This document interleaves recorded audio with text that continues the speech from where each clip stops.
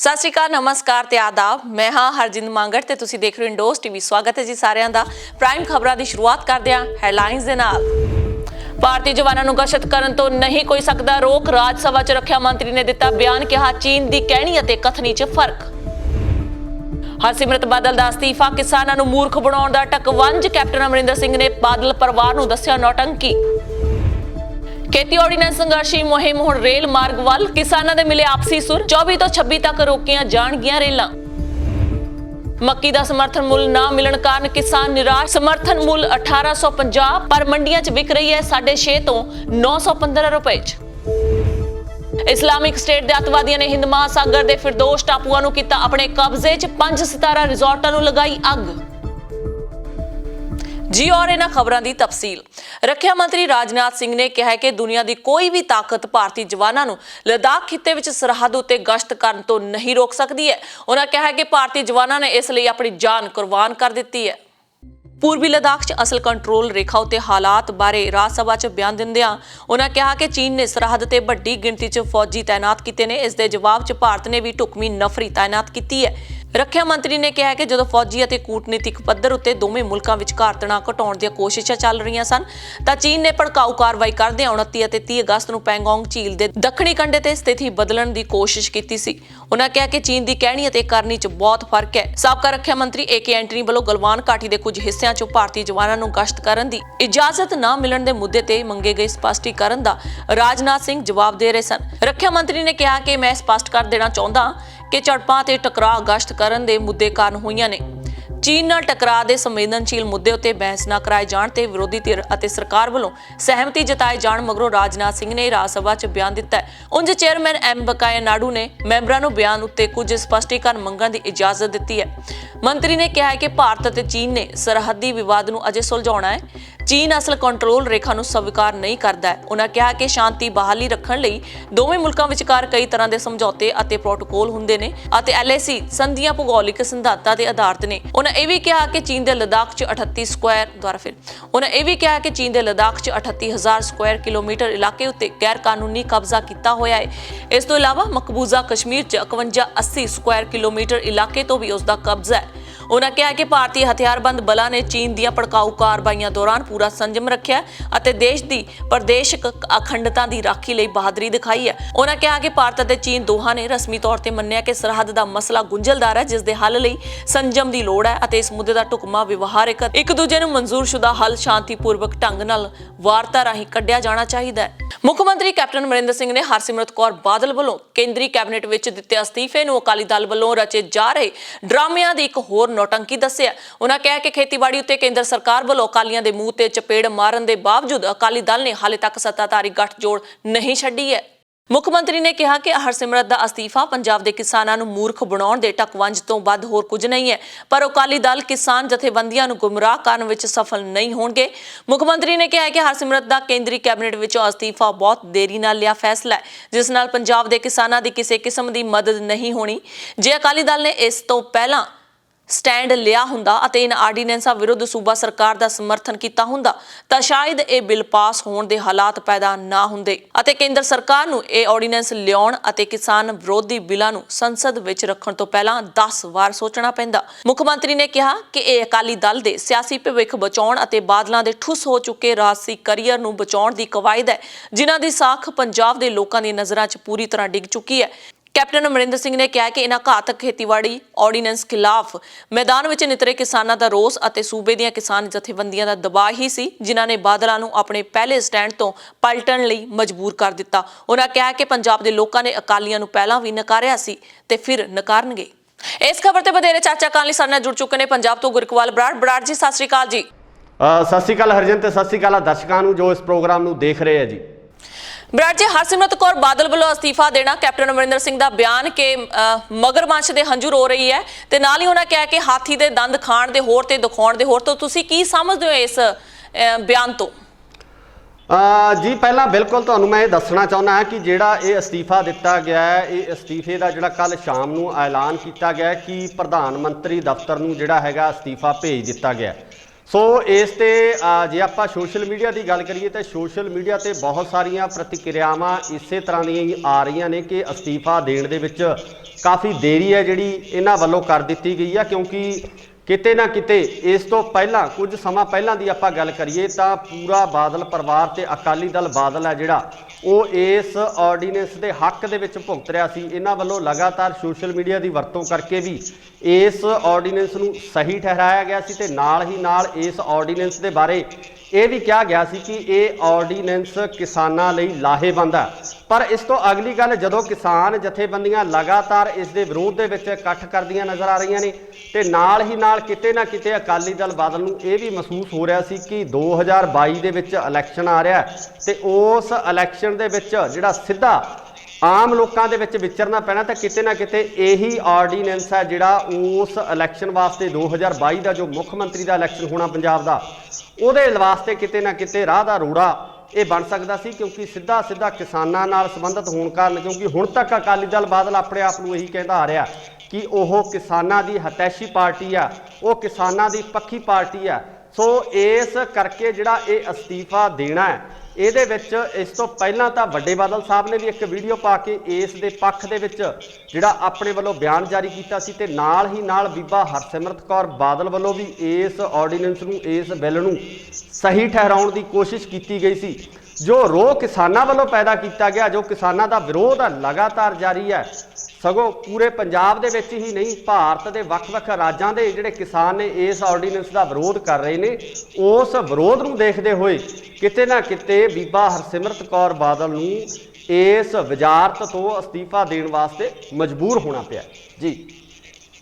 ਬਰਾਜੀ ਤੇ ਇੱਕ ਸਵਾਲ ਕਰਨਾ ਬਣਦਾ, ਜਦੋਂ ਮੌਨਸੂਨ ਇਜਲਾਸ ਸ਼ੁਰੂ ਹੋਇਆ ਲੋਕ ਸਭਾ ਦੇ ਵਿੱਚ, ਜਦੋਂ ਸ਼ਮੂਲੀਅਤ ਹੋਣੀ ਸ਼ੁਰੂ ਹੋਈ ਸਾਰੇ ਸੰਸਦ ਮੈਂਬਰਾਂ ਦੀ, ਤਾਂ ਹਰਸਿਮਰਤ ਕੌਰ ਬਾਦਲ ਗੈਰ ਹਾਜ਼ਰ ਰਹੇ। ਹਰਸਿਮਰਤ ਕੌਰ ਬਾਦਲ ਗੈਰ ਹਾਜ਼ਰ ਸਨ, ਪਰ ਉਹਨਾਂ ਦੇ ਪਤੀ ਪਰਮੇਸ਼ਰ ਸੁਖਬੀਰ ਸਿੰਘ ਬਾਦਲ ਉੱਥੇ ਸਨ। ਪਰ ਉਹਨਾਂ ਨੇ ਜਦੋਂ ਇਹ ਬਿੱਲ ਵਿਚਾਰੇ ਜਾ ਰਹੇ ਸਨ, ਉਹਨਾਂ ਨੇ ਕੋਈ ਵਿਰੋਧ ਨਹੀਂ ਕੀਤਾ, ਬਲਕਿ ਇਹ ਕਿਹਾ ਗਿਆ ਕਿ ਇਹ ਬਿੱਲਾਂ ਬਾਰੇ ਉਹਨਾਂ ਦੀ ਪਾਰਟੀ ਨੂੰ ਪੁੱਛਿਆ ਨਹੀਂ ਗਿਆ। ਜੀ ਹਰਜਿੰਦ, ਬਿਲਕੁਲ। ਜੇ ਆਪਾਂ ਗੱਲ ਕਰੀਏ ਤਾਂ ਇਸ ਸੰਬੰਧੀ ਸ਼੍ਰੋਮਣੀ ਅਕਾਲੀ ਦਲ ਦੇ ਬੁਲਾਰੇ ਵੱਲੋਂ ਸਪਸ਼ਟ ਕਰ ਦਿੱਤਾ ਗਿਆ ਹੈ ਕਿ ਬੀਬਾ ਹਰਸਿਮਰਤ ਕੌਰ ਬਾਦਲ ਦੇ ਪਰਿਵਾਰਕ ਮੈਂਬਰਾਂ ਨੂੰ ਕੁਝ ਸਮੱਸਿਆਵਾਂ ਹੋਣ ਕਾਰਨ, ਸਰੀਰਕ ਸਮੱਸਿਆਵਾਂ ਹੋਣ ਕਾਰਨ ਜਿਹੜੇ ਬੀਬਾ ਜੀ ਨੇ ਉਹ ਉਸ ਸਮੇਂ ਦੌਰਾਨ ਸੰਸਦ ਦੇ ਵਿੱਚ ਪੇਸ਼ ਨਹੀਂ ਹੋ ਸਕੇ। ਤੇ ਨਾਲ ਹੀ ਨਾਲ ਜਿਸ ਤਰੀਕੇ ਨਾਲ ਤੁਸੀਂ ਗੱਲ ਕੀਤੀ ਹੈ ਕਿ ਸੁਖਬੀਰ ਬਾਦਲ ਵੱਲੋਂ ਇਸ ਬਿੱਲ ਦਾ ਵਿਰੋਧ ਨਾ ਕਰਕੇ ਸਿਰਫ ਆਪਣੀ ਪਾਰਟੀ ਨੂੰ ਪੁੱਛੇ ਨਾ ਜਾਣ ਕਾਰਨ ਦੀ ਗੱਲ ਹੈ ਜਿਹੜੀ ਉਹਨਾਂ ਵੱਲੋਂ ਕਹੀ ਗਈ ਹੈ, ਇੱਥੇ ਇਹ ਕਹਿਣਾ ਬਣਦਾ ਹੈ ਕਿ ਸੁਖਬੀਰ ਬਾਦਲ ਨੂੰ ਇਸ ਗੱਲ ਦਾ ਪੂਰੀ ਤਰ੍ਹਾਂ ਨਾਲ ਗਿਆਨ ਆ, ਜਾਂ ਅਕਾਲੀ ਦਲ ਨੂੰ ਇਸ ਚੀਜ਼ ਦਾ ਪੂਰੀ ਤਰ੍ਹਾਂ ਨਾਲ ਗਿਆਨ ਆ ਕਿ ਉਹਨਾਂ ਦੀ ਪਾਰਟੀ ਸਿੱਧੇ ਤੌਰ ਤੇ ਕਿਸਾਨਾਂ ਨਾਲ ਸੰਬੰਧਿਤ ਹੈ। ਸਿੱਧੀ ਵੋਟਿੰਗ ਹੈ ਜਿਹੜੀ ਕਿਸਾਨਾਂ ਵੱਲੋਂ, ਪੰਜਾਬ ਦੇ ਕਿਸਾਨਾਂ ਵੱਲੋਂ ਅਕਾਲੀ ਦਲ ਨੂੰ ਕੀਤੀ ਜਾਂਦੀ ਆ। ਅਗਰ ਪੰਜਾਬ ਦਾ ਕਿਸਾਨ ਅਕਾਲੀ ਦਲ ਵਿਰੋਧੀ ਹੋ ਜਾਂਦਾ ਜਾਂ ਇਸ ਆਰਡੀਨੈਂਸ ਦੇ ਕਾਰਨ ਜਿਹੜਾ ਪੰਜਾਬ ਦਾ ਕਿਸਾਨ ਆ ਉਹ ਕਿਤੇ ਨਾ ਕਿਤੇ ਅਕਾਲੀ ਦਲ ਦੇ ਵਿਰੋਧ ਦੇ ਵਿੱਚ ਖੜਾ ਹੋ ਜਾਂਦਾ, ਤਾਂ ਇਹ ਕਿਤੇ ਨਾ ਕਿਤੇ ਵੱਡੀ ਸਮੱਸਿਆ ਸ਼੍ਰੋਮਣੀ ਅਕਾਲੀ ਦਲ ਵਾਸਤੇ ਆਉਣ ਵਾਲੇ 2022 ਦੇ ਇਲੈਕਸ਼ਨ ਦੇ ਵਿੱਚ ਹੋ ਸਕਦੀ ਹੈ, ਜਿਸ ਕਾਰਨ ਉਹਨਾਂ ਵੱਲੋਂ ਇਸ ਸੰਬੰਧੀ ਯੂ ਟਰਨ ਲੈਣਾ ਪਿਆ। ਉਹਨਾਂ ਨੂੰ ਯੂ ਟਰਨ ਲੈਂਦੇ ਹੋਏ ਇਸ ਬਿੱਲ ਦੀ ਵਿਰੋਧਤਾ ਨਾ ਕਰਦੇ ਹੋਏ ਟੇਢੇ ਢੰਗ ਨਾਲ ਇਹ ਕਹਿ ਦਿੱਤਾ ਗਿਆ ਕਿ ਸ਼੍ਰੋਮਣੀ ਅਕਾਲੀ ਦਲ ਨੂੰ ਇਸ ਬਿੱਲ ਦੇ ਸੰਬੰਧੀ ਕੋਈ ਸਹਿਮਤੀ ਨਹੀਂ ਲਈ ਗਈ ਤੇ ਕਿਸਾਨਾਂ ਨੂੰ ਆਉਣ ਵਾਲੀਆਂ ਸਮੱਸਿਆਵਾਂ ਬਾਰੇ ਜੋ ਉਹ ਸਿੱਧੇ ਤੌਰ ਤੇ ਅਕਾਲੀ ਦਲ ਜਾਣੂ ਆ ਤੇ ਉਹ ਸਮੱਸਿਆਵਾਂ ਵੀ ਉਹਨਾਂ ਨੂੰ ਦੱਸਣ ਦਾ ਜਿਹੜਾ ਮੌਕਾ ਉਹ ਨਹੀਂ ਦਿੱਤਾ ਗਿਆ। ਜੀ ਬਿਲਕੁਲ, ਸੁਖਬੀਰ ਸਿੰਘ ਬਾਦਲ ਵੱਲੋਂ ਇਹ ਵੀ ਸਟੇਟਮੈਂਟ ਦਿੱਤੀ ਗਈ ਸੀ ਕਿ ਉਹਨਾਂ ਨੂੰ ਨਹੀਂ ਪਤਾ ਸੀ ਕਿ ਜਿਹੜੇ 3 ਆਰਡੀਨੈਂਸ ਬਿੱਲ ਹੈਗੇ ਨੇ ਇਹ ਕਿਸਾਨਾਂ ਦੇ ਵਿਰੋਧ ਦੇ ਵਿੱਚ ਨੇ, ਨਹੀਂ ਤਾਂ ਉਹ ਕਦੇ ਵੀ ਹਾਂ ਦਾ ਨਾਰਾ ਨਾ ਮਾਰਦੇ। ਬਰਾੜ ਜੀ, ਹਰਸਿਮਰਤ ਕੌਰ ਬਾਦਲ ਵੱਲੋਂ ਅਸਤੀਫਾ ਤਾਂ ਦਿੱਤਾ ਗਿਆ ਹੈ, ਪਰ ਜਿਹੜਾ ਸਮਰਥਨ ਹੈ ਅਜੇ ਵੀ ਬਰਕਰਾਰ ਹੈ। ਕੀ ਤੁਹਾਨੂੰ ਲੱਗਦਾ ਕਿ ਇਹਦੇ ਵਿੱਚ ਕੀ ਖਿੱਚੋਤਾਣ ਹੈਗੀ ਆ? ਸਕਰੀਨ ਜਿਹੜੀ ਹੈਗੀ ਕਲੀਅਰ ਕਰੋ। ਸੋ ਬਿਲਕੁਲ ਹਰਜਿੰਦਰ, ਇਹ ਸਵਾਲ ਤੇ ਜੋ ਪੰਜਾਬ ਦੀਆਂ ਵਿਰੋਧੀ ਸਿਆਸੀ ਪਾਰਟੀਆਂ ਨੇ ਉਹਨਾਂ ਵੱਲੋਂ ਵੀ ਸਵਾਲ ਆ ਜਿਹੜੇ ਉਹ ਖੜੇ ਕੀਤੇ ਜਾ ਰਹੇ ਨੇ ਕਿ ਇੱਕ ਸਰਕਾਰ ਦੇ ਵਿੱਚ ਭਾਈਵਾਲ ਹੋਣ ਦੇ ਨਾਲ ਉਸੇ ਸਰਕਾਰ ਵੱਲੋਂ ਜੋ ਬਿੱਲ ਹੈ ਉਹ ਸੰਸਦ ਦੇ ਵਿੱਚ ਪੇਸ਼ ਕੀਤਾ ਗਿਆ ਤੇ ਉਸ ਬਿੱਲ ਦੇ ਖਿਲਾਫ ਹੈ ਜਿਹੜਾ ਉਹ ਬੋਲਿਆ ਜਾਂਦਾ ਤੇ ਨਾਲ ਹੀ ਨਾਲ ਇਸ ਬਿੱਲ ਦੇ ਵਿਰੋਧ ਦੇ ਵਿੱਚ ਆ ਜਿਹੜਾ ਉਹ ਪਾਰਟੀ ਦੇ ਜੋ ਵਜ਼ੀਰ ਨੇ ਉਹਨਾਂ ਵੱਲੋਂ ਅਸਤੀਫਾ ਦੇ ਦਿੱਤਾ ਜਾਂਦਾ। ਪਰ ਇੱਥੇ ਇਹ ਨਾਲ ਇਹ ਵੀ ਕਿਹਾ ਜਾਂਦਾ ਕਿ ਜੋ ਸਮਰਥਨ ਹੈ ਭਾਜਪਾ ਨੂੰ ਉਹ ਲਗਾਤਾਰ ਜਾਰੀ ਰਹੇਗਾ। ਸੋ ਇਸ ਸੰਬੰਧੀ ਹੁਣ ਆਉਣ ਵਾਲੇ ਦਿਨਾਂ ਦੇ ਵਿੱਚ ਜਿਹੜੀ ਪਿਕਚਰ ਆ ਉਹ ਸਾਫ਼ ਹੋ ਪਾਵੇਗੀ ਕਿ ਭਾਜਪਾ ਇਸ ਅਸਤੀਫੇ ਦਾ ਕੀ ਰਿਐਕਸ਼ਨ ਲੈਂਦੀ ਹੈ, ਕਿਉਂਕਿ ਪਹਿਲਾਂ ਵੀ ਪੰਜਾਬ ਦੇ ਵਿੱਚ ਭਾਜਪਾ ਵੱਲੋਂ ਵਿਰੋਧੀ ਸੋਰਾ ਜਿਹੜੇ ਉਹ ਲਗਾਤਾਰ ਚੁੱਕੇ ਜਾ ਰਹੇ ਨੇ। ਉਹ ਸ਼੍ਰੋਮਣੀ ਅਕਾਲੀ ਦਲ ਨੂੰ ਇਹ ਕਹਿ ਚੁੱਕੇ ਨੇ ਕਿ ਅਸੀਂ ਹੁਣ ਲਿਮਟਿਡ ਸੀਟਾਂ ਦੇ ਉੱਪਰ ਆ ਜਿਹੜਾ ਸਮਝੌਤਾ ਨਹੀਂ ਕਰਾਂਗੇ, ਹੁਣ ਸਾਨੂੰ ਬਰਾਬਰ ਦੀ ਇਜਾਜ਼ਤਦਾਰੀ ਜਿਹੜੀ ਚਾਹੀਦੀ ਆ, ਬਰਾਬਰ ਦਾ ਜਿਹੜਾ ਅਧਿਕਾਰ ਹੈ ਉਹ ਪੰਜਾਬ ਦੇ ਵਿੱਚੋਂ ਚਾਹੀਦਾ। ਸੋ ਇਸ ਸੰਬੰਧੀ ਹੁਣ ਆਉਣ ਵਾਲੇ ਦਿਨਾਂ ਦੇ ਵਿੱਚ ਪਿਕਚਰ ਕਿਸ ਤਰ੍ਹਾਂ ਦੀ ਬਣਦੀ ਹੈ, ਰਾਜਨੀਤਿਕ ਹਾਲਾਤ ਕੀ ਹੁੰਦੇ ਆ, ਇਹ ਭਾਈਵਾਲ ਲਈ ਅੱਗੇ ਚੱਲਦੀ ਹੈ ਜਾਂ ਨਹੀਂ ਚੱਲਦੀ ਹੈ, ਇਹ ਕੁਝ ਕੁ ਦਿਨਾਂ 'ਚ ਹੀ ਜਿਹੜੀ ਇਹ ਪਿਕਚਰ ਆ ਸਾਰੀ ਉਹ ਸਾਫ਼ ਹੋ ਜਾਣੀ ਹੈ ਜੀ। ਬਰਾੜ ਜੀ, ਕਈ ਲੋਕਾਂ ਨੂੰ ਨਹੀਂ ਪਤਾ ਹੈ ਕਿ ਇਹ ਜਿਹੜੇ ਖੇਤੀ ਸੰਬੰਧੀ 3 ਆਰਡੀਨੈਂਸ ਬਿੱਲ ਪਾਸ ਕੀਤੇ ਜਾ ਰਹੇ ਨੇ ਇਹ ਹੈ ਕੀ ਨੇ। ਕਈ ਲੋਕਾਂ ਨੂੰ ਕਾਫੀ ਭੰਬਲ ਭੂਸਾ ਬਣਿਆ ਪਿਆ। ਕੀ ਤੁਸੀਂ ਸਰਲ ਸ਼ਬਦਾਂ ਦੇ ਵਿੱਚ ਲੋਕਾਂ ਨੂੰ ਸਮਝਾ ਸਕਦੇ ਹੋ ਕਿ ਕੀ ਜਿਹੜੇ 3 ਆਰਡੀਨੈਂਸ ਬਿੱਲ ਹੈਗੇ ਨੇ ਕਿ ਕਿਵੇਂ ਕਿਸਾਨ ਮਾਰੂ ਨੇ? ਜੀ ਬਿਲਕੁਲ, ਇਸ ਸੰਬੰਧੀ ਵੈਸੇ ਤਾਂ ਜਿਹੜੀਆਂ ਕਿਸਾਨ ਜਥੇਬੰਦੀਆਂ ਨੇ ਉਹਨਾਂ ਵੱਲੋਂ ਲਗਾਤਾਰ ਪਿੰਡ-ਪਿੰਡ ਜਾ ਕੇ ਇਸ ਆਰਡੀਨੈਂਸ ਦੇ ਸੰਬੰਧੀ ਪ੍ਰਚਾਰ ਕੀਤਾ ਜਾ ਰਿਹਾ। ਜਿੱਥੇ ਵੀ ਕਿਸਾਨ ਜਥੇਬੰਦੀਆਂ ਵੱਲੋਂ ਮੋਰਚੇ ਲਗਾਏ ਜਾਂਦੇ ਨੇ ਉੱਥੇ ਵੀ ਵੱਖ-ਵੱਖ ਬੁਲਾਰੇ ਆ ਜਿਹੜੇ ਇਹਨਾਂ ਆਰਡੀਨੈਂਸ ਦੇ ਬਾਬਤ ਖੁੱਲ੍ਹ ਕੇ ਬੋਲ ਰਹੇ ਨੇ। ਪਰ ਫਿਰ ਵੀ ਆਪਾਂ ਇਸ ਚੀਜ਼ ਨੂੰ ਦੱਸਣਾ ਚਾਹੀਏ, ਜੇ ਸਰਲ ਭਾਸ਼ਾ ਦੇ ਵਿੱਚ ਬੋਲੀਏ ਤਾਂ ਇੱਥੇ ਜਿਹੜਾ ਮੰਡੀਕਰਨ ਦਾ ਸਿਸਟਮ ਆ ਉਹ ਖਤਮ ਕਰ ਦਿੱਤਾ ਗਿਆ। ਇਹਦੇ ਵਿੱਚ ਕਿਸਾਨਾਂ ਨੂੰ ਇਹ ਖੁੱਲ੍ਹ ਦਿੱਤੀ ਗਈ ਹੈ ਕਿ ਉਹ ਆਪਣੀ ਫਸਲ ਕਿਸੇ ਵੀ ਪ੍ਰਾਂਤ ਕਿਸੇ ਵੀ ਰਾਜ ਦੇ ਵਿੱਚ ਜਾ ਕੇ ਦੇਸ਼ ਦੇ ਇੱਕ ਕੋਨੇ ਤੋਂ ਜਾ ਕੇ ਦੂਜੇ ਕੋਨੇ ਦੇ ਵਿੱਚ ਜਿਹੜੀ ਫਸਲ ਵੇਚਣ ਦੀ ਉਹਨਾਂ ਨੂੰ ਖੁੱਲ੍ਹ ਹੋਵੇਗੀ। ਪਰ ਇੱਥੇ ਇਹ ਦੱਸਣਯੋਗ ਹੈ ਕਿ ਪੰਜਾਬ ਦੇ ਕਿਸਾਨਾਂ ਦੀ ਜੇ ਗੱਲ ਕੀਤੀ ਜਾਵੇ ਤਾਂ ਪੰਜਾਬ ਦਾ ਕਿਸਾਨ ਹੈ ਇੱਕ ਸ਼ਹਿਰ ਤੋਂ, ਜੇ ਆਪਾਂ ਬਠਿੰਡੇ ਦੀ ਗੱਲ ਕਰੀਏ ਤਾਂ ਬਠਿੰਡੇ ਤੋਂ ਜਾ ਕੇ ਪਠਾਨਕੋਟ ਫਸਲ ਵੇਚਣੀ ਉਹਨਾਂ ਵਾਸਤੇ ਇੱਕ ਬਹੁਤ ਵੱਡੀ ਗੱਲ ਹੈ, ਕਿਉਂਕਿ ਉਸ ਸੰਬੰਧੀ ਜਿਹੜੇ ਖਰਚੇ ਆ, ਜੋ ਟਰੈਵਲਿੰਗ ਚਾਰजेस ਆ ਉਹ ਪੈਂਦੇ ਨੇ ਤੇ ਨਾਲ ਫਸਲ ਦੇ ਉੱਪਰ ਜਿਹੜੀ ਲਾਗਤ ਆ ਉਹ ਹੋਰ ਵੱਧ ਜਾਂਦੀ ਹੈ। ਸੋ ਜੇ ਆਪਾਂ ਗੱਲ ਕਰੀਏ ਕਿ ਪੰਜਾਬ ਦਾ ਕਿਸਾਨ ਆ ਹੁਣ ਕੇਰਲਾ ਦੇ ਵਿੱਚ ਜਾ ਕੇ ਆਪਣੀ ਫਸਲ ਵੇਚੂਗਾ ਜਾਂ ਮਦਰਾਸ ਦੇ ਵਿੱਚ ਜਾ ਕੇ ਆਪਣੀ ਫਸਲ ਵੇਚੂਗਾ ਤਾਂ ਇਹ ਸਿੱਧਾ ਇੱਕ ਕਿਸਾਨਾਂ ਨੂੰ ਇੱਕ ਆਪਾਂ ਕਹ ਲਈਏ ਲੋਲੀਪੌਪ ਦਿੱਤਾ ਗਿਆ ਕਿ ਇਸ ਦੇ ਵਿੱਚ ਸਿਰਫ ਕਿਸਾਨਾਂ ਨੂੰ ਇਹ ਦਰਸਾਉਣ ਦੀ ਕੋਸ਼ਿਸ਼ ਕੀਤੀ ਗਈ ਹੈ ਕਿ ਉਹ ਆਪਣੀ ਫਸਲ ਕਿਤੇ ਵੀ ਵੇਚ ਸਕਦੇ ਆ। ਪਰ ਇਸ ਫਸਲ ਵੇਚਣ ਦੇ ਜਿਹੜਾ ਇੱਕ ਥਾਂ ਤੋਂ ਦੂਜੇ ਥਾਂ ਤੇ ਫਸਲ ਨੂੰ ਲਿਜਾਣ ਦੇ ਉੱਪਰ ਜਿਹੜਾ ਖਰਚਾ ਆਉਂਦਾ ਤੇ ਉਸ ਸੰਬੰਧੀ ਕਿਤੇ ਵੀ ਕੋਈ ਜ਼ਿਕਰ ਆ ਜਿਹੜਾ ਉਹ ਨਹੀਂ ਕੀਤਾ ਗਿਆ।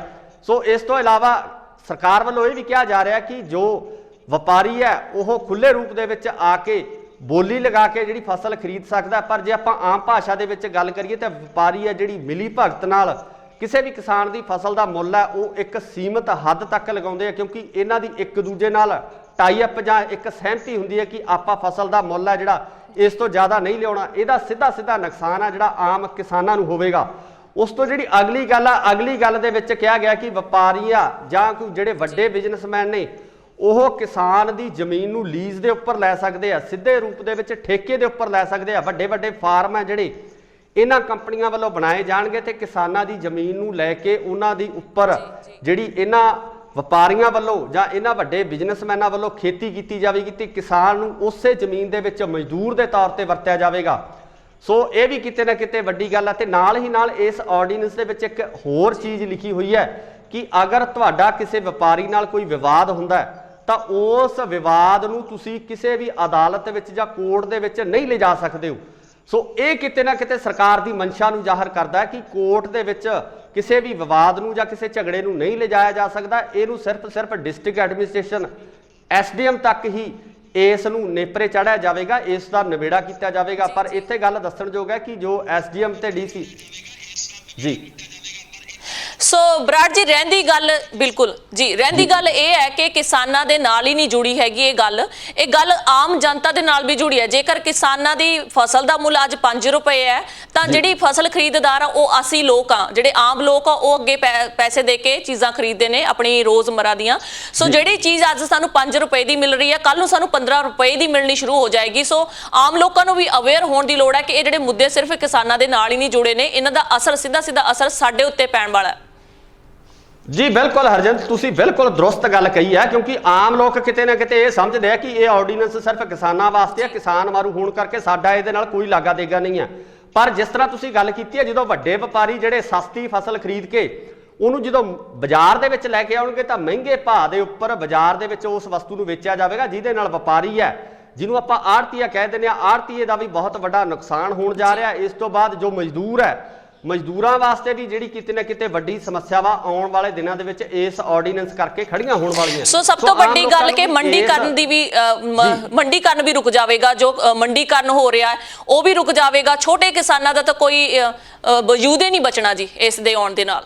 ਬਿਲਕੁਲ ਜੀ ਬਿਲਕੁਲ ਛੋਟੇ ਕਿਸਾਨਾਂ ਤੇ ਸਭ ਤੋਂ ਵੱਡੀ ਜਿਹੜੀ ਮਾਰ ਪੈਣ ਵਾਲੀ ਹੈ, ਨਾਲ ਮਜ਼ਦੂਰਾਂ ਦੀ ਜਿਹੜੀ ਹਾਲਤ ਆ ਉਹ ਆਉਣ ਵਾਲੇ ਦਿਨਾਂ ਦੇ ਵਿੱਚ ਹੋਰ ਬੱਤਰ ਹੋ ਸਕਦੀ ਹੈ। ਸੋ ਆਮ ਲੋਕਾਂ ਦੇ ਉੱਪਰ ਇਸ ਦਾ ਸਿੱਧਾ ਪ੍ਰਭਾਵ ਹੈ ਜਿਹੜਾ ਉਹ ਪੈਣਾ ਲਾਜ਼ਮੀ ਹੈ। ਕਿਸਾਨਾਂ ਦਾ ਸੰਘਰਸ਼ ਹੋਰ ਤਿੱਖਾ ਹੋ ਰਿਹਾ ਬਰਾੜ ਜੀ। ਇਹਨਾਂ ਨੇ ਗੱਲ ਕਹੀ ਹੈ ਕਿ 24 ਤੋਂ 26 ਦੇ ਵਿੱਚ ਅਸੀਂ ਰੇਲਾਂ ਰੋਕਾਂਗੇ। ਜੀ ਅਰਜਨ, ਬਿਲਕੁਲ ਜਿਹੜਾ ਕਿਸਾਨ ਆ ਹੁਣ ਆਰ-ਪਾਰ ਦੀ ਲੜਾਈ ਲੜ ਰਿਹਾ। ਜੇ ਜਥੇਬੰਦੀਆਂ ਦੀ ਗੱਲ ਕਰੀਏ ਤਾਂ ਪੰਜਾਬ ਦੀਆਂ ਵੱਖ-ਵੱਖ ਕਿਸਾਨ ਜਥੇਬੰਦੀਆਂ ਵੱਲੋਂ ਸਾਂਝੇ ਰੂਪ ਦੇ ਵਿੱਚ ਇਸ ਅੰਦੋਲਨ ਨੂੰ ਚਲਾਇਆ ਜਾ ਰਿਹਾ ਤੇ ਉਹਨਾਂ ਵੱਲੋਂ ਇਹ ਐਲਾਨ ਕਰ ਦਿੱਤਾ ਗਿਆ ਕਿ ਆਉਣ ਵਾਲੇ ਦਿਨਾਂ ਦੇ ਵਿੱਚ ਉਹਨਾਂ ਵੱਲੋਂ ਵੱਡੇ ਪੱਧਰ ਤੇ ਜਿਹੜੀਆਂ ਰੇਲਾਂ ਰੋਕੀਆਂ ਜਾਣਗੀਆਂ ਤੇ ਨਾਲ ਹੀ ਨਾਲ ਪੰਜਾਬ ਬੰਦ ਦਾ ਜਿਹੜਾ ਸੱਦਾ ਇਹਨਾਂ ਜਥੇਬੰਦੀਆਂ ਵੱਲੋਂ ਉਹ ਵੀ ਦੇ ਦਿੱਤਾ ਗਿਆ। ਸੋ ਕੇਂਦਰ ਦੀ ਸਰਕਾਰ ਇਸ ਬਾਰੇ ਕੀ ਫੈਸਲਾ ਲੈਂਦੀ ਹੈ, ਕਿਸ ਤਰੀਕੇ ਨਾਲ ਇਸ ਬਿੱਲ ਨੂੰ ਨਜਿੱਠਦੀ ਹੈ, ਇਹ ਆਉਣ ਵਾਲਾ ਸਮਾਂ ਹੀ ਦੱਸੇਗਾ। ਜੀ ਬਰਾੜ ਜੀ, ਬਹੁਤ ਸ਼ੁਕਰੀਆ ਸਾਡੇ ਨਾਲ ਜੁੜਨ ਲਈ, ਧੰਨਵਾਦ ਜੀ। ਸ਼ੁਕਰੀਆ ਜੀ। ਪੰਜਾਬ 'ਚ ਖੇਤੀ ਆਰਡੀਨੈਂਸਾਂ ਖਿਲਾਫ ਸੰਘਰਸ਼ 'ਚ ਉਤਰੀਆਂ ਕਿਸਾਨ ਧਿਰਾਂ ਦੇ ਆਪਸੀ ਸੁਰ ਮਿਲਣ ਲੱਗੇ ਨੇ, ਜਿਨ੍ਹਾਂ ਰੇਲ ਆਵਾਜਾਈ ਰੋਕਣ ਦਾ ਫੈਸਲਾ ਕੀਤਾ। ਕਿਸਾਨ ਮਜ਼ਦੂਰ ਸੰਘਰਸ਼ ਕਮੇਟੀ ਨੇ ਖੇਤੀ ਆਰਡੀਨੈਂਸਾਂ ਦੇ ਮੁੱਦੇ ਤੇ 24 ਘੰਟੇ ਰੇਲ ਰੋਕੋ ਅੰਦੋਲਨ ਦਾ ਐਲਾਨ ਕੀਤਾ ਹੈ। ਪੰਜਾਬ 'ਚ ਖੇਤੀ ਆਰਡੀਨੈਂਸਾਂ ਖਿਲਾਫ ਸੰਘਰਸ਼ 'ਚ ਉਤਰੀਆਂ ਕਿਸਾਨ ਧਿਰਾਂ ਦੇ ਆਪਸੀ ਸੁਰ ਮਿਲਣ ਲੱਗੇ ਨੇ, ਜਿਨ੍ਹਾਂ ਰੇਲ ਆਵਾਜਾਈ ਰੋਕਣ ਦਾ ਫੈਸਲਾ ਕੀਤਾ ਹੈ। ਕਿਸਾਨ ਮਜ਼ਦੂਰ ਸੰਘਰਸ਼ ਕਮੇਟੀ ਨੇ ਖੇਤੀ ਆਰਡੀਨੈਂਸਾਂ ਦੇ ਮੁੱਦੇ ਉੱਤੇ 24 ਘੰਟੇ ਦੇ ਰੇਲ ਰੋਕੋ ਅੰਦੋਲਨ ਦਾ ਐਲਾਨ ਕੀਤਾ ਹੈ, ਜਿਸ ਤਹਿਤ 24 ਤੋਂ 26 ਸਤੰਬਰ ਤੱਕ ਰੇਲ ਆਵਾਜਾਈ ਰੋਕੀ ਜਾਵੇਗੀ। ਸੰਘਰਸ਼ ਕਮੇਟੀ ਨੇ ਜੇਲ੍ਹ ਭਰੋ ਅੰਦੋਲਨ ਤਹਿਤ 3 ਜ਼ਿਲ੍ਹਿਆਂ ਵਿੱਚ ਸੰਘਰਸ਼ 1 ਅਕਤੂਬਰ ਤੱਕ ਜਾਰੀ ਰੱਖਣ ਦਾ ਫੈਸਲਾ ਵੀ ਕੀਤਾ ਹੈ। ਸੰਘਰਸ਼ ਕਮੇਟੀ ਦੇ ਪ੍ਰਧਾਨ ਸਤਨਾਮ ਸਿੰਘ ਪੁੰਨੂ ਅਤੇ ਜਨਰਲ ਸਕੱਤਰ ਸਰਵਣ ਸਿੰਘ ਪੰਦੇਰ ਨੇ ਸੂਬਾ ਪੱਧਰੀ ਮੀਟਿੰਗ ਮਗਰੋਂ ਦੱਸਿਆ ਕਿ ਸੰਘਰਸ਼ ਕਮੇਟੀ ਹੁਣ ਕੁੱਲ ਹਿੰਦ ਤਾਲਮੇਲ ਸੰਘਰਸ਼ ਕਮੇਟੀ ਦੀ ਪੰਜਾਬ ਇਕਾਈ ਵੱਲੋਂ ਦਿੱਤੇ ਪੰਜਾਬ ਬੰਦ ਦੀ ਹਮਾਇਤ ਕਰੇਗੀ। ਇਸੇ ਤਰ੍ਹਾਂ 20 ਸਤੰਬਰ ਨੂੰ ਪਿੰਡ ਬਾਦਲ ਤੇ ਪਟਿਆਲਾ ਮੋਰਚੇ ਵਿੱਚ ਕਿਸਾਨਾਂ ਦੇ ਜਥੇ ਹਮਾਇਤ ਵਜੋਂ ਭੇਜੇ ਜਾਣਗੇ। ਆਗੂਆਂ ਨੇ ਦੱਸਿਆ ਕਿ ਹਰਿਆਣਾ ਦੀ ਕਿਸਾਨ ਧਿਰਾਂ ਵੱਲੋਂ ਸੜਕਾਂ ਜਾਮ ਕਰਨ ਦਾ ਸੱਦਾ ਦਿੱਤਾ ਗਿਆ ਹੈ, ਜਿਸ ਦੀ ਹਮਾਇਤ ਵਿੱਚ ਉਹ 20 ਸਤੰਬਰ ਨੂੰ ਜ਼ਿਲ੍ਹਾ ਪੱਧਰ ਤੇ ਪੁਤਲੇ ਫੂਕ ਕੇ ਰੋਸ ਮੁਜ਼ਾਹਰੇ ਕਰਨਗੇ। ਪਾਕਿਓ ਰਾਜੇਵਾਲ, ਪਾਕਿਓ ਲੱਖੇਵਾਲ ਅਤੇ ਪਾਕਿਓ ਸਿੱਧਪੁਰ ਆਦਿ ਆਧਾਰਿਤ ਦਰਜਨ ਕਿਸਾਨ ਧਿਰਾਂ ਦੇ ਸਾਂਝੇ ਫਰੰਟ ਵੱਲੋਂ ਅੱਜ ਨਵੇਂ ਪ੍ਰੋਗਰਾਮ ਐਲਾਨ ਕੀਤੇ ਜਾ ਰਹੇ ਨੇ। ਪਾਕਿਓ ਦੇ ਜਨਰਲ ਸਕੱਤਰ ਹਰਿੰਦਰ ਸਿੰਘ ਲੱਖੋਵਾਲ ਨੇ ਦੱਸਿਆ ਕਿ ਉਹਨਾਂ ਦਾ ਫਰੰਟ 25 ਸਤੰਬਰ ਦੇ ਪੰਜਾਬ ਬੰਦ ਦੀ ਹਮਾਇਤ ਕਰ ਸਕਦਾ ਹੈ, ਜਿਸ ਬਾਰੇ ਸਭ ਧਿਰਾਂ ਵੱਲੋਂ ਸਾਂਝੇ ਤੌਰ ਤੇ ਫੈਸਲਾ ਲਿਆ ਜਾਵੇਗਾ। ਪੰਜਾਬ ਦੀਆਂ 10 ਕਿਸਾਨੀ ਜਥੇਬੰਦੀਆਂ ਵੱਲੋਂ 25 ਸਤੰਬਰ ਨੂੰ ਪੰਜਾਬ ਬੰਦ ਦਾ ਸੱਦਾ ਦਿੱਤਾ ਗਿਆ ਹੈ। ਇਸੇ ਤਰ੍ਹਾਂ ਭਾਰਤੀ ਕਿਸਾਨ ਯੂਨੀਅਨ ਦੇ ਪਿੰਡ ਬਾਦਲ ਤੇ ਪਟਿਆਲਾ ਵਿੱਚ ਚੱਲ ਰਹੇ 6 ਦਿਨਾਂ ਮੋਰਚੇ ਵਿੱਚ ਅੱਜ ਕਿਸਾਨ ਆਗੂਆਂ ਨੇ ਖੇਤੀ ਆਰਡੀਨੈਂਸਾਂ ਨੂੰ ਮੌਤ ਦੇ ਵਾਰੰਟ ਦੱਸਦੇ ਹੋਏ ਕਿਹਾ ਕਿ ਅਕਾਲੀ ਦਲ ਬਾਦਲ ਨੂੰ ਪਿੰਡਾਂ ਦੀਆਂ ਸੱਥਾਂ ਵਿੱਚ ਖਮਿਆਜ਼ਾ ਭੁਗਤਣਾ ਪਵੇਗਾ। ਮੋਰਚੇ ਦੇ ਤੀਜੇ ਦਿਨ ਕਿਸਾਨ ਆਗੂ ਮਹਿੰਦਰ ਸਿੰਘ ਰੋਮਾਣਾ ਤੇ ਹਰਜਿੰਦਰ ਸਿੰਘ ਬੱਗੀ ਨੇ ਕਿਹਾ ਕਿ ਆਰਡੀਨੈਂਸ ਦੇ ਅਮਲ ਵਿੱਚ ਆਉਣ ਨਾਲ ਕਿਸਾਨ ਖੇਤੀ ਛੱਡਣ ਲਈ ਮਜਬੂਰ ਹੋ ਜਾਣਗੇ। ਕਣਕ ਅਤੇ ਝੋਨੇ ਦੇ ਸਮਰਥਨ ਮੁੱਲ ਉਤੇ ਖਰੀਦ ਦੀ ਗਰੰਟੀ ਚਲੇ ਜਾਣ ਦੇ ਡਰ ਕਾਰਨ ਕੇਂਦਰ ਸਰਕਾਰ ਦੇ 3 ਆਰਡੀਨੈਂਸਾਂ ਦਾ ਵਿਰੋਧ ਕਰਨ ਲਈ ਪੰਜਾਬ ਅਤੇ ਹਰਿਆਣਾ ਦੇ ਕਿਸਾਨ ਸੜਕਾਂ ਉੱਤੇ ਨੇ। ਕੇਂਦਰ ਸਰਕਾਰ 23 ਫਸਲਾਂ ਦਾ ਸਮਰਥਨ ਮੁੱਲ ਐਲਾਨਦੀ ਹੈ, ਪਰ ਬਾਕੀ ਕਿਸੇ ਫਸਲ ਦਾ ਪੂਰਾ ਮੁੱਲ ਮਿਲਣ ਦੀ ਕੋਈ ਗਰੰਟੀ ਨਹੀਂ ਹੈ। ਮੱਕੀ ਦਾ ਹਾਲ ਦੇਖ ਕੇ ਕਿਸਾਨਾਂ ਦੇ ਖਦਸ਼ੇ ਅਸਲੀਅਤ ਵਜੋਂ ਸਾਹਮਣੇ ਆ ਰਹੇ ਨੇ। ਮੱਕੀ ਦਾ ਘੱਟੋ-ਘੱਟ ਸਮਰਥਨ ਮੁੱਲ 1850 ਰੁਪਏ ਹੈ, ਪਰ ਹੁਸ਼ਿਆਰਪੁਰ ਦੀ ਮੰਡੀ ਵਿੱਚ ਇਹ 650 ਤੋਂ ਲੈ ਕੇ 915 ਰੁਪਏ ਪ੍ਰਤੀ ਕੁਇੰਟਲ ਤੱਕ ਹੀ ਵਿਕ ਰਹੀ ਹੈ। ਮੱਕੀ ਦੀ ਫਸਲ ਦਾ ਸਹੀ ਮੁੱਲ ਨਾ ਮਿਲਣ ਕਾਰਨ ਕਿਸਾਨ ਨਿਰਾਸ਼ ਨੇ। ਸਰਕਾਰੀ ਖਰੀਦ ਨਾ ਹੋਣ ਕਰਕੇ ਖਰੀਦਦਾਰ ਮਰਜ਼ੀ ਦੇ ਭਾਅ ਫਸਲ ਚੁੱਕ ਰਹੇ ਨੇ, ਜਿਸ ਕਰਕੇ ਕਈ ਕਿਸਾਨਾਂ ਦੀ ਲਾਗਤ ਵੀ ਨਹੀਂ ਨਿਕਲ ਰਹੀ ਹੈ। ਪਿਛਲੇ ਸਾਲ 2-2.5 ਹਜ਼ਾਰ ਰੁਪਏ ਪ੍ਰਤੀ ਕੁਇੰਟਲ ਤੱਕ ਮੱਕੀ ਵੇਚਣ ਵਾਲੇ ਕਿਸਾਨ ਅੱਜ ਪ੍ਰਤੀ ਕੁਇੰਟਲ 1000 ਰੁਪਏ ਵੀ ਨਹੀਂ ਵਟ ਰਹੇ। ਡੱਲੇਵਾਲ ਦੇ ਕਿਸਾਨ ਹਰਮਨਜੀਤ ਸਿੰਘ ਨੇ ਦੱਸਿਆ ਕਿ ਉਸ ਨੂੰ 915 ਰੁਪਏ ਭਾਅ ਮਿਲਿਆ, ਭਾਵੇਂ ਉਸ ਦੀ 25 ਕੁਇੰਟਲ ਫਸਲ ਬਿਨਾਂ ਦੇਰੀ ਚੁੱਕੀ ਗਈ, ਪਰ ਪੱਲੇ ਬਹੁਤਾ ਨਾ ਪੈਣ ਕਾਰਨ ਉਦਾਸ ਹੈ। ਇਸੇ ਤਰ੍ਹਾਂ ਪਿੰਡ ਸਸੌਲੀ ਦੇ ਬਲਜੀਤ ਸਿੰਘ ਨੂੰ 800 ਰੁਪਏ ਕੁਇੰਟਲ ਦੇ ਹਿਸਾਬ ਨਾਲ ਫਸਲ ਵੇਚਣੀ ਪਈ। ਬਜਰਾਵਰ ਦੇ ਮੁਕੇਸ਼ ਕੁਮਾਰ ਨੂੰ ਤਾਂ ਕੇਵਲ 650 ਰੁਪਏ ਭਾਅ ਮਿਲਿਆ। ਖਰੀਦਦਾਰ ਦਾ ਕਹਿਣਾ ਸੀ ਕਿ ਮੱਕੀ 'ਚ ਨਮੀ ਬਹੁਤ ਜ਼ਿਆਦਾ ਸੀ। ਕਿਸਾਨਾਂ ਨੇ ਦੱਸਿਆ ਕਿ ਉਹਨਾਂ ਕੋਲ ਮੱਕੀ ਸੁਕਾਉਣ ਜਾਂ ਸਟੋਰ ਕਰਨ ਦੇ ਸਾਧਨ ਨਹੀਂ ਨੇ। ਪੈਸੇ ਦੀ ਤੁਰੰਤ ਲੋੜ ਹੋਣ ਕਾਰਨ ਉਹਨਾਂ ਨੂੰ ਫਸਲ ਕਿਸੇ ਵੀ ਭਾਅ ਵੇਚਣ ਲਈ ਮਜਬੂਰ ਹੋਣਾ ਪੈ ਰਿਹਾ। ਫਸਲ ਦਾ ਭਾਅ ਮੁੱਦੇ ਮੂੰਹ ਡਿੱਗਣ ਕਰਕੇ ਕਿਸਾਨਾਂ ਨੂੰ ਕਰਜ਼ਿਆਂ ਦਾ ਫਿਕਰ ਸਤਾਉਣ ਲੱਗਿਆ। ਆੜ੍ਹਤੀਆਂ ਦਾ ਕਹਿਣਾ ਹੈ ਕਿ ਕੌਮੀ ਤੇ ਕੌਮਾਂਤਰੀ ਬਾਜ਼ਾਰ ਵਿੱਚ ਮੱਕੀ ਦੀ ਮੰਗ ਕਰੋਨਾ ਕਰਕੇ ਘੱਟ ਹੋਣ ਕਾਰਨ ਭਾਅ ਡਿੱਗੇ ਪਏ ਨੇ। ਉਹਨਾਂ ਦੱਸਿਆ ਕਿ ਸਟਾਰਚ, ਗਲੂਕੋਜ਼, ਬੀਅਰ ਅਤੇ ਹੋਰ ਕੈਮੀਕਲ ਫੈਕਟਰੀਆਂ ਬੰਦ ਹੋਣ ਕਾਰਨ ਵੀ ਮੱਕੀ ਦੀ ਲਾਗਤ ਘਟ ਗਈ ਹੈ। ਇਸਲਾਮਿਕ ਸਟੇਟ ਦੇ ਅੱਤਵਾਦੀਆਂ ਨੇ ਮੋਜ਼ੰਬੀਕ ਤੱਟ ਤੇ ਲਗਜ਼ਰੀ ਟਾਪੂਆਂ ਨੂੰ ਆਪਣਾ ਨਿਸ਼ਾਨਾ ਬਣਾਇਆ, ਜਿੱਥੇ ਮਸ਼ਹੂਰ ਹਸਤੀਆਂ ਹੌਲੀਡੇ ਕਰਨ ਆਉਂਦੀਆਂ ਨੇ। ਅੱਤਵਾਦੀ ਹਮਲਿਆਂ 'ਚ 5 ਸਿਤਾਰਾ ਹੋਟਲ, ਘਰਾਂ ਅਤੇ ਜੰਗਲੀ ਜੀਵਨ ਨੂੰ ਅੱਗ ਲਗਾ ਕੇ ਤਹਿਸ਼-ਨਹਿਸ਼ ਕੀਤਾ ਗਿਆ ਹੈ। ਅੱਤਵਾਦੀਆਂ ਨੇ ਵਸਨੀਕਾਂ ਨੂੰ ਬਾਮਿਜ਼ੀ ਅਤੇ ਮੁਕੋਂਗੋ ਟਾਪੂਆਂ ਨੂੰ ਛੱਡਣ ਦਾ ਆਦੇਸ਼ ਦਿੱਤਾ ਹੈ। ਦੱਸ ਦਈਏ ਕਿ ਇਹ ਅਜਿਹੀ ਥਾਂ ਹੈ ਜਿੱਥੇ Daniel Craig, bono Cristiano Ronaldo, ਮੋਕਾਨੋ ਦੇ ਪ੍ਰਿੰਸ ਐਲਬਰਟ ਅਤੇ ਮਸ਼ਹੂਰ ਰਾਜਸੀ ਨੇਤਾ ਨੈਲਸਨ ਮੰਡੇਲਾ ਜਿਹੀਆਂ ਸ਼ਖਸੀਅਤਾਂ ਛੁੱਟੀਆਂ ਕੱਟਣ ਆਉਂਦੇ ਸਨ। ਵਸਨੀਕਾਂ ਨੇ ਦੱਸਿਆ ਕਿ ਅੱਤਵਾਦੀ ਇੱਕ ਵੋਟ ਰਾਹੀਂ ਉੱਥੇ ਪਹੁੰਚੇ ਅਤੇ ਉਹਨਾਂ ਸਾਰੇ ਵਸਨੀਕਾਂ ਨੂੰ ਉੱਥੋਂ ਭੱਜਣ ਦੀ ਧਮਕੀ ਦਿੱਤੀ। ਉਹਨਾਂ ਕਿਹਾ ਕਿ ਜੇਕਰ ਤੁਸੀਂ ਜ਼ਿੰਦਗੀ ਚਾਹੁੰਦੇ ਹੋ ਤਾਂ ਭੱਜ ਜਾਓ। ਇਸਲਾਮਿਕ ਸਟੇਟ ਨਾਲ ਜੁੜੇ ਅੱਤਵਾਦੀਆਂ ਨੇ ਮੋਜ਼ੰਬੀਕ ਪ੍ਰਿਆ ਨਾਂ ਦੀ ਬੰਦਰਗਾਹ ਨੂੰ ਵੀ ਆਪਣੇ ਕਬਜ਼ੇ 'ਚ ਲੈ ਲਿਆ ਹੈ। ਅੱਤਵਾਦੀਆਂ ਨੇ ਦੱਸਿਆ ਕਿ ਇਹ ਉਹਨਾਂ ਦੀ ਨਵੀਂ ਰਾਜਧਾਨੀ ਬਣ ਜਾਵੇਗੀ। ਜ਼ਿਕਰਯੋਗ ਹੈ ਕਿ ਇਸਲਾਮਿਕ ਸਟੇਟ ਦੇ ਲੜਾਕੂਆਂ ਨੇ ਲੰਮੇ ਸਮੇਂ ਤੋਂ ਅਫਰੀਕਾ 'ਚ ਲੜਾਈ ਝਗੜੇ ਵਾਲੇ ਖੇਤਰ 'ਚ ਕਬਜ਼ੇ ਸਥਾਪਿਤ ਕਰਨ ਦੀ ਪਹਿਲਾਂ ਵੀ ਕੋਸ਼ਿਸ਼ ਕੀਤੀ ਸੀ ਤੇ ਅੰਤ ਵਿੱਚ ਕਰੋਨਾ ਵਾਇਰਸ ਦੇ ਕੇਸਾਂ ਦੀ ਕੀ ਸਥਿਤੀ ਹੈ ਪੂਰੇ ਸੰਸਾਰ ਭਰ ਦੇ ਵਿੱਚ ਦਰਸ਼ਕਾਂ ਨੂੰ ਜਾਣੂ ਕਰਵਾ ਦਈਏ। ਕੇਸਾਂ ਦੀ ਗਿਣਤੀ ਹੋ ਗਈ ਹੈ ਜੀ 3,35,01,723 ਜਿਨ੍ਹਾਂ ਦੇ ਵਿੱਚ ਮੌਤਾਂ ਦੀ ਗਿਣਤੀ 9,50,557। ਜੇਕਰ ਗੱਲ ਕੀਤੀ ਜਾਵੇ ਕੰਟਰੀ ਵਾਈਜ਼ ਤਾਂ USA ਦੇ ਵਿੱਚ ਕੇਸ ਆ ਚੁੱਕੇ ਨੇ 68,74,596। ਇਸੇ ਤਰ੍ਹਾਂ ਇੰਡੀਆ ਦੇ ਵਿੱਚ ਕੇਸ 52,14,677। ਮੌਤਾਂ ਦੀ ਗਿਣਤੀ 84,404। ਤੀਜੇ ਨੰਬਰ ਤੇ ਬ੍ਰਾਜ਼ੀਲ 44,57,443 ਕੇਸ ਤੇ ਮੌਤਾਂ ਦੀ ਗਿਣਤੀ 1,35,031। ਰਸ਼ੀਆ ਚੌਥੇ ਨੰਬਰ ਤੇ 10,85,281 ਕੇਸ ਤੇ ਮੌਤਾਂ ਦੀ ਗਿਣਤੀ 19,061। ਪੰਜਵੇਂ ਨੰਬਰ ਤੇ ਪੇਰੂ 7,50,098 ਕੇਸ ਤੇ ਮੌਤਾਂ ਦੀ ਗਿਣਤੀ 31,146 ਹੋ ਚੁੱਕੀ ਹੈ। ਸੋ ਇਹ ਸਨ ਸੰਸਾਰ ਭਰ ਦੇ 5 ਟੌਪ ਦੇਸ਼ ਜਿਨ੍ਹਾਂ ਦੇ ਵਿੱਚ ਕਰੋਨਾ ਵਾਇਰਸ ਦੇ ਕੇਸਾਂ ਦੀ ਗਿਣਤੀ ਲਗਾਤਾਰ ਵਧਦੀ ਜਾ ਰਹੀ ਹੈ ਤੇ ਮੌਤਾਂ ਦਾ ਅੰਕੜਾ ਵੀ ਵਧ ਰਿਹਾ ਹੈ। ਸਰਕਾਰ ਵੱਲੋਂ ਦਿੱਤੀਆਂ ਹਦਾਇਤਾਂ ਦੀ ਪਾਲਣਾ ਕਰੋ, ਘਰਾਂ ਤੋਂ ਬਾਹਰ ਘੱਟ ਨਿਕਲੋ, ਆਪਣੀ ਤੇ ਆਲੇ ਦੁਆਲੇ ਦੀ ਸਫਾਈ ਜ਼ਰੂਰ ਰੱਖੋ। ਇਸੇ ਵਿੱਚ ਮਨੁੱਖਤਾ ਦੀ ਭਲਾਈ ਹੈ। ਇਜਾਜ਼ਤ ਦਿਓ। ਧੰਨਵਾਦ।